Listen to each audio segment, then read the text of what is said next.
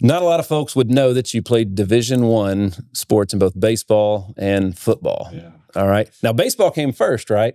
It did. Oh, yeah. All right. Yeah. So talk to me about the dynamic, how those choices came about. Did you have opportunities to play both coming out of high school?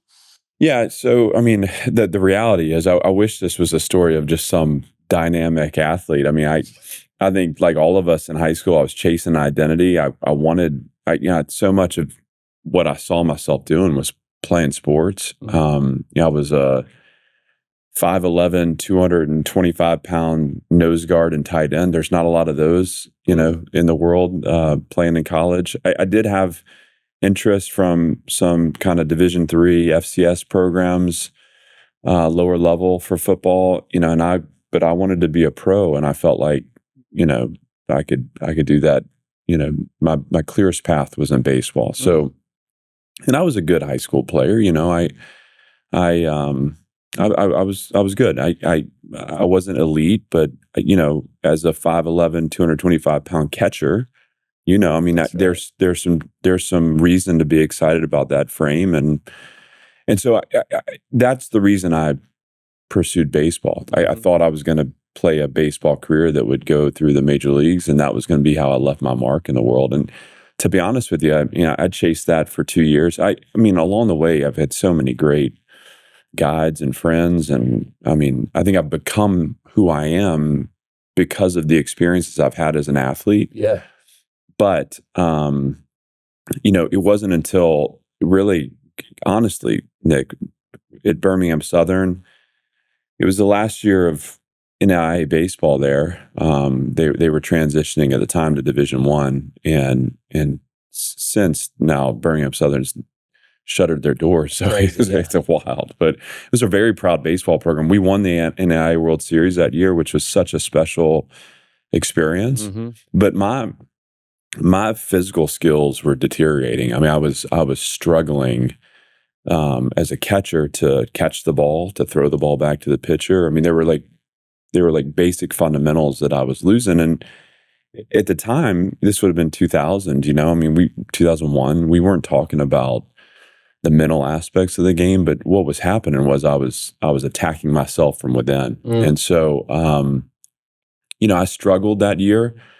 I made my way to Belmont because I felt like I needed a fresh start. And, as it turns out, you can't run away from the mental issues that you're battling. And so at the back end of that, it was like, hey, I miss football. There's something that's a little less fine motor about the game of football. It's a little more about how you use your body and position your body rather than having to throw a ball or catch a ball or hit a ball. And I at that point, Nick, I'd realized that sport was such an important part of who I am, but it wasn't going to define, where I was headed. And I needed to get somewhere where I could live the game and live through the game, but also develop parts of me that I was going to need for the long run. And that's how I ended up at Vanderbilt.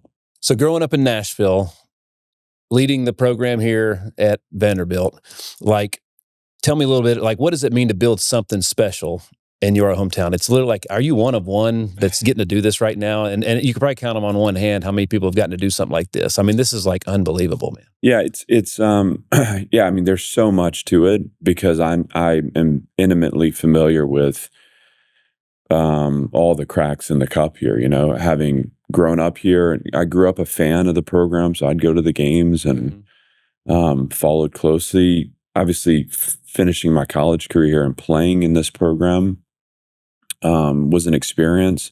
We won 6 games in 3 years. So I was here when Bobby Johnson got here, and it was a mess. But he was working to, day by day to get it a little bit better. And on the back end of our investment, which was hard, but he ended up winning the Music City Bowl in 2008. And I felt like really, really built something to last here that, when James Franklin got here, he was able to kind of interject some energy into it and really make some statement there for 3 years. But I knew coming in that part of the battle was going to be how to beat back the negative kind of perception or the negative echo chamber that was immediately around the program. It's a place where the starting point is you have to care about this before anyone else really cares about it. We have a loyal fan base and a group of people that have kind of ridden the waves of the ups and downs over the years.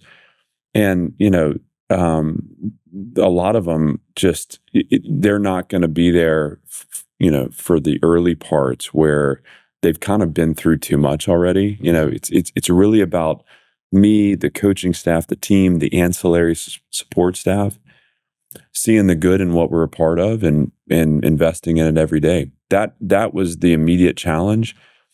I wanted desperately for this program to become intertwined in Nashville, and that's still a goal. And for everyone to feel like, because, hey, there's a Nashvilleian here that's the coach and a guy that grew up around the program and played for Vanderbilt. I want people to take interest in that, but it's become way more about how we have internal self-respect, how we invest in what we believe in, and grow something that the ripple effect becomes, the positivity that surrounds the program. And we're kind of there right now.